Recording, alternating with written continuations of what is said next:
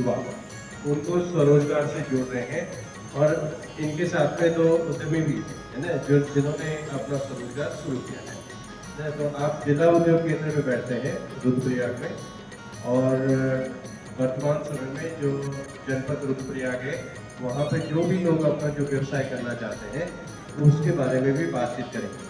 तो मुझे लग रहा है कि सबसे पहले हम इसी से शुरू करें चर्चा से, है ना। तो मैं उनको बुलाऊंगा, वो आपको जानकारी देंगे कि इसमें क्या है, फिर हम अपने सत्र को आगे बढ़ाएंगे। ठीक है, तो सोहनलाल जी। मेरा नाम सोहनलाल बिंबाल है और मैं जनपद रुद्रप्रयाग खेमर क्षेत्र से हूँ और हम लोग यहाँ पे हमारी एक संस्था है AFC India agriculture finance corporation limited, जो कि भारत सरकार और उत्तराखंड सरकार के साथ टेक्निकल सपोर्ट है। और हम लोग जो है कि जिला उद्योग केंद्र में हमारी जो संस्था है 6 जनपदों में काम कर रही है। रुद्रप्रयाग हो गया, चमोली हो गया, पौड़ी हो गया, टिहरी हो गया, अल्मोड़ा हो गया, देहरादून हो गया। तो हम लोग जो है कि एक टीम के साथ काम कर रहे हैं। साथ ही साथ जो है कि हम लोगों के जिला उद्योग केंद्र में मुख्यमंत्री स्वरोजगार योजना भी काम कर रहे हैं। मुख्यमंत्री स्वरोजगार योजना में कोई महिला पुरुष जो भी अपना स्वरोजगार करना चाहते हैं, कोई अपना दुकान खोलना चाहता है, डेयरी फार्मिंग का काम करना चाहता है, मसाला यूनिट पे काम करना चाहता है या कुछ भी अन्य गतिविधियाँ जैसे कोई बीकीपिंग पे काम करना चाहता है या अपना सिलाई बुनाई कढ़ाई इत्यादि जो भी स्वरोजगार करना चाहते हैं, तो हम जिला उद्योग केंद्र के सहयोग से उन लोगों का एप्लीकेशन फॉर्म भर के उनको बैंक तक पहुंचाते हैं। साथ ही साथ उनको जो है जब उनको बैंक में फाइल चली जाती है, उनके लोन की पूरी जानकारी रखते हैं कि आपका लोन हुआ है कि नहीं हुआ है। साथ ही साथ उसमें डॉक्यूमेंटेशन होता है। नंबर 1 लगता है फोटो, दूसरा आधार कार्ड, तीसरा अस्थायी निवास हो गया, अस्थायी निवास नहीं होता तो परिवार रजिस्टर। साथ ही साथ कैटेगरी के हिसाब से उसमें कास्ट सर्टिफिकेट भी लगता है। उसके बाद जो है कि एक उसमें बैंक पासबुक हो गई, प्रोजेक्ट रिपोर्ट हो गया और जो भी गतिविधि वो लोग करना चाह रहे हैं, ये सारी डॉक्यूमेंट जो है हम लोग एक फाइल बना के उसको पोर्टल पे अपडेट करते हैं। अपडेट करने के बाद वो बैंक के लिए फाइल जिला उद्योग केंद्र क्या कहता है उसको वेरीफाई करके बैंक के लिए फॉरवर्ड कर देता है। जब फाइनेंस हो जाता है, फाइनेंस होने के बाद हम लोग एक EDP ट्रेनिंग करवाते हैं। EDP ट्रेनिंग में क्या होता है, जितने भी हमारे उद्यमी होते हैं, चाहे वो डेयरी का काम कर रहे हैं या कोई वाहन संचालन है या घोड़ा खच्चर वाले हैं या दूध व्यवसाय, जो भी स्वरोजगार है, तो उनकी एक ट्रेनिंग करवाते हैं। ट्रेनिंग के साथ साथ क्या होता है कि हम उन लोगों को एक सर्टिफिकेट दिलाते हैं जिला उद्योग केंद्र से। उस सर्टिफिकेट के माध्यम से क्या होता है कि जब आप लोगों का लोन हो जाता है, लोन के साथ साथ वो जब उनकी सब्सिडी आ जाती है तो वो सर्टिफिकेट की फोटो कॉपी बैंक में लगाना पड़ता है। जब 2 साल पूरे होने पे सब्सिडी उनको मिलती है। फिर साथ ही साथ क्या होता है कि एक निरक्षर प्रमाण पत्र होता है जो कि बैंक देता है। जिन लोगों का लोन हो जाता है उनमें स्टेटमेंट होता है बैंक का पूरा। फिर साथ ही साथ उनको वो निरक्षर प्रमाण पत्र के साथ साथ जो आपका उद्यम है, उस उद्यम पे की फ़ोटो होती है, वो फ़ोटो जो है जिला उद्योग केंद्र में जमा करनी पड़ती है, तब जाके वो सब्सिडी आपकी रिलीज होती है। सर 1.5 लाख के लोन लेना कितने सब्सिडी आगे सर? अब क्या है कि पहले 2024 में क्या था कि उसमें सब्सिडी कम थी। 1 लाख से ऊपर के लोन में 25% सब्सिडी थी और एक दूसरा योजना चल रही थी सूक्ष्म नैनो प्लान। तो सूक्ष्म नैनो प्लान में क्या था कि 35% सब्सिडी। अब वो सूक्ष्म नैनो प्लान बंद हो चुका है। अब क्या हो गया कि एक ही प्लान चल रहा, मुख्यमंत्री स्वरोजगार योजना, जिसमें क्या है कि आप 1 लाख से और 2 लाख तक का लोन लेते हैं तो उसमें 35% सब्सिडी है।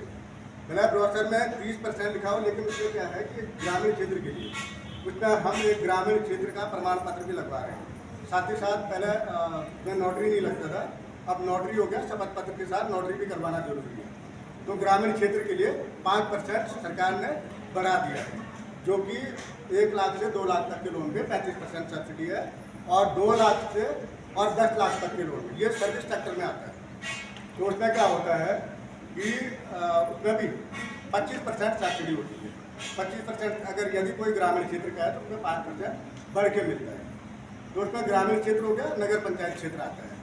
तो इसमें मैंने कुछ ब्रोशर भी ला रखे, आप लोग उसमें मेरा कॉन्टैक्ट नंबर भी लिखा हुआ है कि जिसमें हम लोग AFC इंडिया में काम करते हैं, तो उसमें से जिला उद्योग केंद्र का ब्रोशर है, उसमें आप सर लोग जैसे ना 50% उसमें आपने लगाना पड़ेगा। उसका मार्जिन मनी उसमें 10% पुरुष के लिए होता है और 5% मार्जिन मनी महिला के लिए। तो ये जानकारी है हमारी। बाकी किसी को और कुछ जानकारी लेना तो पूछ सकते हैं। सर नंबर 9837822416 ये मेरा नंबर है। और उद्योग विभाग की जो भी योजनाएं हैं, आप अपने क्षेत्र में जा रहे हैं, कोई बेरोजगार है या कोई रिश्तेदारी में किसी को गाड़ी वगैरह की लेनी है, जैसे ब्यूटी पार्लर के लिए भी है, सिलाई सेंटर के लिए है, मसाला यूनिट के लिए है, आप जनरल स्टोर खोलना चाहें जनरल स्टोर के लिए, अगर यदि कोई कंप्यूटर सेंटर का काम जानता है, कंप्यूटर सेंटर का CIC सेंटर के लिए, मोबाइल रिपेयरिंग के लिए। लोन 11% देना पड़ेगा बैंक को। अब बैंक का लोन जब आप लेंगे तो वो बैंक की जिम्मेदारी होती है, बैंक कितना ब्याज देता है। बैंक अलग अलग ब्रांचों के अलग अलग ब्याज दर होते हैं। अब उतना तो हमें पता नहीं होता कि किस बैंक के कितना ब्याज दर होता है। SBI का अलग है और कोऑपरेटिव बैंक का अलग जी, अलग अलग ब्रांच है। आपका SBI हो गया, PNB हो गया, कोऑपरेटिव हो गया, उत्तराखंड ग्रामीण बैंक हो गया, यूनियन बैंक हो गया, पंजाब बैंक हो गया आपका। तो बैंक बहुत सारे हैं हमारे दुनिया में। तो हर बैंक का अलग अलग रूल होता है। तो उसमें जो है कि जिन लोगों को भी जानकारी और कुछ पूछना होगा तो आप पूछ सकते हैं। हमारे साथ हमारे उद्यमी लोग भी आए हुए हैं और जो कि उन्होंने अपना व्यवसाय शुरू कर दिया है। जैसे कोई दुकान का है तो दुकान के लिए जो अपना व्यवसाय कर रहे हैं। सोहनलाल जी ने अभी आप लोगों को अपना परिचय और साथ में अपने संस्था के कार्य और उद्योग विभाग की योजनाओं के बारे में आप लोगों को बताया। आप लोगों की जानकारी के लिए मैं एक बार और बता दूं कि सोहनलाल जी के साथ में हम एक और कार्यशाला भी करने वाले हैं। तो जो भी लोग इस योजना उद्योग विभाग की योजनाओं से लाभान्वित होना चाहते हैं तो वो लोग सेवा इंटरनेशनल को एक बार जरूर सूचित करें। हम यहाँ से अपने माध्यम से आपको बुला करके और जहाँ पे आप हैं वहाँ पे आपके दस्तावेजीकरण को अपडेट करेंगे। समझ में आ गया क्या बोला? सोहनलाल जी क्या है, ये पूरे जनपद का उद्योग विभाग का काम देखते हैं। पर सेवा इंटरनेशनल तो आपका भी स्वागत है। तो इसी सत्र को आगे बढ़ाते हुए हम सोहनलाल जी कुछ और आपका कुछ शेयर करना है तो डॉक्यूमेंटेशन वगैरह सब इसमें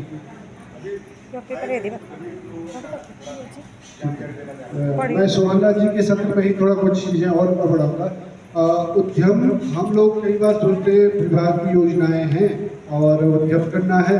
तो ये चीज़ें क्या है कि आप जो भी उद्यम करना चाहते हैं, कई लोग करते हैं कि यहाँ से पैसा ले लिया, आई का पैसा लिया था वहाँ लड़की की शादी करवा दी। तो ये उद्योग विभाग का एक चीज़ और आपके जानकारी में बता दूं तो ये इस तरह का कतई नहीं चलेगा। कई लोग करते हैं, आप नहीं करते हैं, बाकी लोग करते हैं, ठीक है। तो ऐसा इसमें नहीं। व्यवसाय करें जो बहुत आसानी से हो सके, जिसका हमें ज्ञान है, जिसका बाजार है, जिसमें कम पैसा लगे।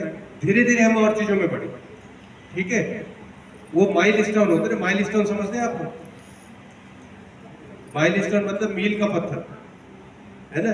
हम जब चलते हैं तो हम ये तय करते हैं कि हम 1 किलोमीटर जाएंगे, फिर जब 1 किलोमीटर पहुंच जाते हैं फिर हम सोचते हैं फिर हम 2 किलोमीटर और तय करेंगे। जब 3 किलोमीटर पहुंच जाते हैं फिर हम सोचते हैं 2 किलोमीटर और कर लें। अगर हम ये सोचे कि हम 5 किलोमीटर पहले ही जाएंगे तो हम क्या होंगे, हमें पहुंचना मुश्किल होगा, हम घबरा जाएंगे।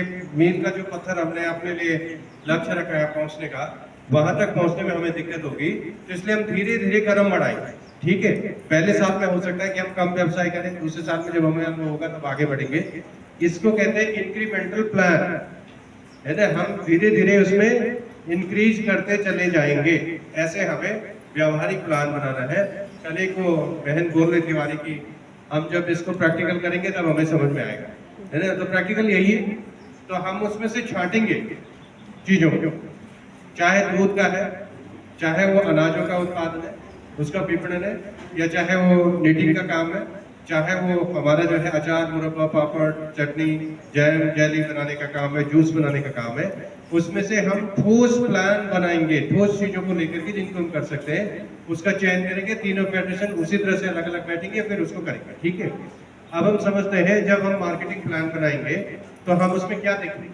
मार्केटिंग प्लान में सबसे पहले जैसे कल हम लोग बातचीत कर रहे हैं, ये शब्द बार बार निकल करके आ रहा है, इसको दोहराया भी जा रहा है कि हम बाजार का विश्लेषण करें।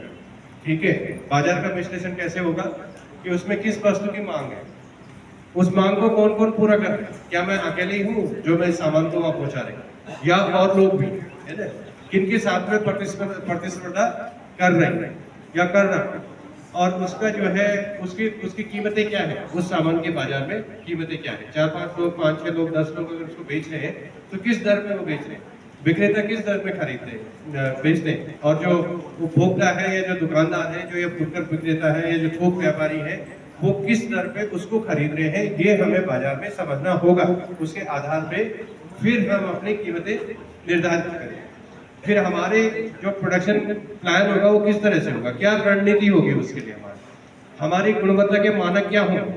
हम शॉर्टिंग करेंगे, ग्रेडिंग करेंगे, एक ही आकार के रखेंगे, एक ही कलर के रखेंगे, है ना, उसको जो है हम अच्छी तरह से पैक करेंगे, उसमें खराबी नहीं होनी चाहिए, कोई मिलावट नहीं होनी चाहिए। इस तरह के गुणवत्ता के मानक हम लोग तय करेंगे। क्यों करेंगे, चीजें मार्केट से कलेक्ट करेंगे, उसके आधार पे फिर हमारा एक पूरा डेटा बैंक बायर्स इन्वेंट्री बन जाएगा। ठीक है, अगर बायर्स इन्वेंट्री हमारे पास होगी तो हम उससे फोन से, व्हाट्सएप से, फेसबुक से, यूट्यूब से, सोशल मीडिया से, जो भी मीडियम है उससे हम पहुंच सकते हैं। तो प्रचार प्रसार करना और ब्रांड को सही तरीके से डिसाइड करना बहुत ज्यादा जरूरी। अब ब्रांड को कैसे डिसाइड करेंगे, बहुत कॉमन भी नहीं होना चाहिए, बहुत रिलीजियस भी नहीं होना चाहिए। पता लगा कि मतलब एक तबके का उपभोक्ता तो उसको खरीद रहा है, दूसरा कह रहा है यार ये तो कुछ और ही है ना, इसको हम नहीं खरीदेंगे, हमारे धर्म के अनुकूल नहीं। तो अच्छा सा कैची सा, जो पढ़े लिखे लोग, अच्छे जो उच्च वर्ग के लोग हैं, जो ज्यादा पैसा दे सकते हैं उस सामान को खरीदने के लिए, उस तरह का ब्रांड का नाम आपको अपना रखना है। ये तमाम उसके मीडियम है, ये मार्केटिंग प्लान का हिस्सा होता है। फिर जैसे अगर हम कह रहे हैं कि जैविक, जैविक में एक चीज समझनी पड़ेगी कि बाजार में सब कहते हैं कि ये जो है ऑर्गेनिक प्रोड्यूस है। ऑर्गेनिक प्रोड्यूस कहने से नहीं होती, उसका जो है सर्टिफिकेशन होगा। तो अगर आप जैविक में जा रहे हैं तो यहाँ पे उत्तराखंड में उत्तराखंड ऑर्गेनिक कमोडिटी बोर्ड उसको बोलते हैं, वो जैविक प्रमाण पत्र है। भारत सरकार की एक और स्कीम है जो अपेडा एक सीड्स संस्था होती है, वो एग्रीकल्चर डिपार्टमेंट के अंदर काम करती है। ये जो है पीजीएस सर्टिफिकेशन देती है, और पीजीएस सर्टिफिकेशन सबसे आसान तरीका है जैविक प्रमाण पत्र लेने का, खासकर जो छोटे और मझोले किसान हैं हमारे इलाके में। वो कैसे होता है, समूह खुद अपना सर्टिफिकेशन करता है, उसका एक रीजनल काउंसिल है, उसकी डिटेल मेरे पास है, मैं आपको भेज दूंगा इस एरिया के लिए, उत्तराखंड के लिए कौन कौन से। तो आरसी उसको सर्टिफाई करता है और उसका ऑनलाइन डेटा कलेक्ट होता है, कुछ डॉक्यूमेंट होते हैं, उसमें ट्रेनिंग्स का भी है, कैपेसिटी बिल्डिंग का भी पार्ट है। तो ये पीजीएस सर्टिफिकेशन जो है वो आपको मेरे ख्याल से 3 साल के अंदर मिल जाएगा। पहले एक लोगो मिलता है जो ब्लू में ग्रीन होता है, उस लोगो का मतलब है कि ये अंडर सर्टिफिकेशन है। जब वो हो जाता है उसके बाद में वो ग्रीन लोगो मिल जाता है कि ये फुली सर्टिफाइड है। पीजीएस का एक लिमिटेशन, इसकी एक अपनी सीमा है। पीजीएस की सीमा क्या है कि ये यूरोपियन यूएस मार्केट के लिए वैलिड है, मतलब आप जो है विदेश में इसको जैविक सर्टिफाइड उत्पाद के रूप में नहीं बेच सकते हैं, क्योंकि उसके लिए फिर एनपी ओपी सर्टिफिकेट हमको लेना पड़ेगा या एनओपी लेना पड़ेगा, नेशनल ऑर्गेनाइजेशन। भी बनाएंगे, तितले का बनाएंगे या आम का बनाएंगे या उसका लिमिटे का बनाएंगे, या जो भी यहाँ पे होता है सब्जी का, उसका अचार बनाएंगे, या जूस किस चीज़ का बनाएंगे, माल्टा का बनाएंगे, बुरांस का बनाएंगे, उसको इसमें लिख दीजिए। फिर वो उसका वर्तमान में उत्पादन कितना होगा, है ना, कुछ अंदाज से। जैसे कल वो जो फेडरेशन था उन्होंने बताया था कि मनसूरा क्षेत्र में लास्ट टाइम कौन सा फेडरेशन था जिन्होंने बताया 2000 क्विंटल वहाँ पे होता है, और मंडवे का भी कुछ 2000 क्विंटल वो बता देते ना, अगस्त महीने का फेडरेशन था, है ना। तो जैसे आपको ये अंदाज है, इसी अंदाज से आप इसमें लिख सकते हैं। फिर उसकी मांग कितनी होगी, अनुमानित मांग, अंदाज लगाइए कि कितना वो बिक सकता है। ठीक है, अब 2000 क्विंटल, उदाहरण के लिए पहले आप समझ लीजिए कि अगर 2000 क्विंटल हमारे पास में लाल चावल, लाल धान उपलब्ध है, तो लगभग कूट काट करके पीस करके वो हमारे पास में 1900 क्विंटल या 1950 क्विंटल ऐसे तो बची है। ठीक है, अब क्या 1950 क्विंटल हम बाजार में उसको बेच पाएंगे? क्या इतनी मांग है बाजार में? उसका अंदाज लगाएं। अगर आपको लगता है कि नहीं हम इसका आधा ही बेच पाएंगे, तो हम उतना ही खरीदेंगे जितना हम बेच पाएंगे, है ना। अपने किसानों से, जो हमारे सदस्य हैं, उनसे उतना ही खरीदेंगे जितना हम बेच पाएंगे। तो इस हिसाब से फिर हमारा एक ठोस बिजनेस प्लान बन जाएगा। ये मैं उदाहरण के लिए कह रहा हूँ आपको, तो इस तरह से आप ये करेंगे। फिर हम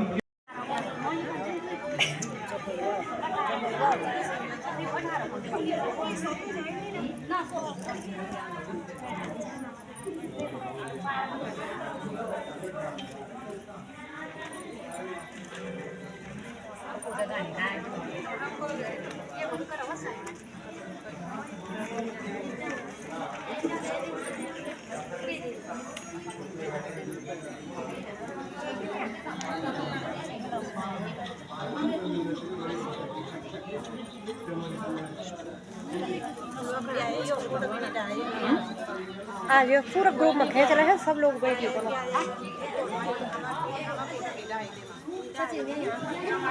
पक्का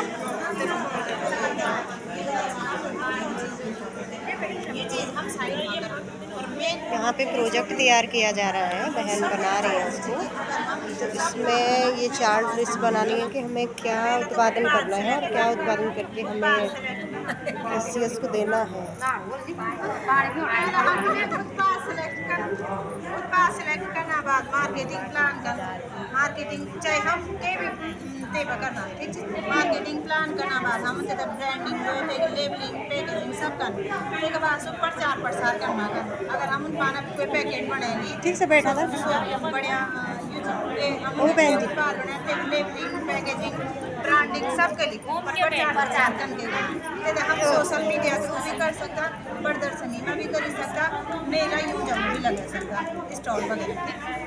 साथ में सपोर्ट के हम अगर हम माना फेडरेशन में काम करना, हम लगे सपोर्ट के सपोर्ट हम लगे क्या सेवा इंटरनेशनल, सेवा इंटरनेशनल अंतर्गत जो फेडरेशन से बड़ी सी फेडरेशन, तो फेडरेशन में हम तो केवल सदस्य हैं, पर जो फेडरेशन में तो क्या करो 125 सदस्य सुनते हो सुनते में सपोर्ट हम ये करते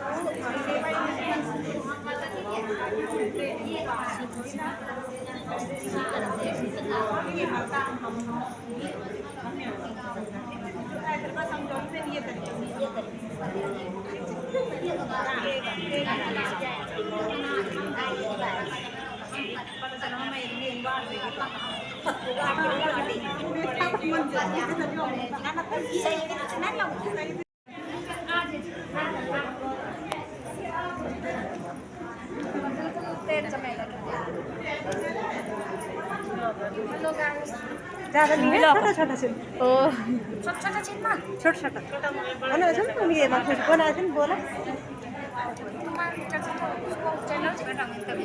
ये यूट्यूब चैनल अचार पापड़ ये के बारे में हम सेवा चौक हम स्वसहायता का माध्यम से क्या काम कर सकते हैं के बारे में लियो खाना आप समूह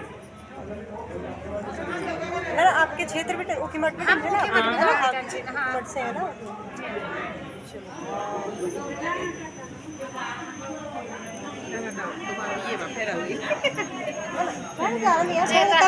जेता हम जूस निकाला सामान और के फसल होगा हम खरीदती हूँ। नहीं आप बोलो तुम के सामान हो आप सब बोलो। सबसे पहले क्या ये नाम मेरा गाँव पकड़ी है, हमारे क्षेत्र में अधिकतर चलती है क्या ये बढ़ाना क्या। और आज हम सेवा चौक हम स्वसहायता से आज मार्केटिंग के उसमें लिख रहे हैं कि कौन सा हम जूस अचार रिंगाल कैसे हम इसका मार्केटिंग करेंगे, कैसे हम इनको वो करेंगे उत्पादन कैसे करेंगे। हाँ तो जिनको ज़रूरत है वे संपर्क करें। जरूरत होगी वो हमसे संपर्क करें। करें, लाइक करें, सब्सक्राइब करें, जिसको पसंद आए। बिल्कुल धन्यवाद। बिल्कुल।